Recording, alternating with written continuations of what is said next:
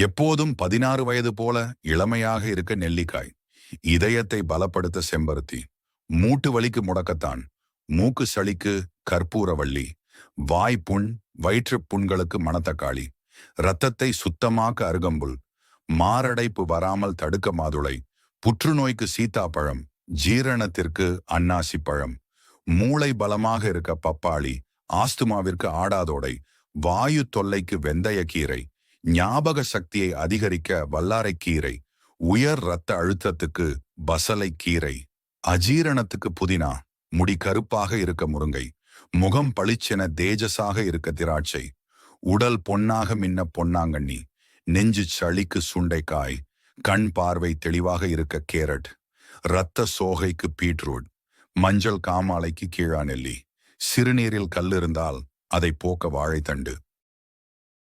Download ShareChat.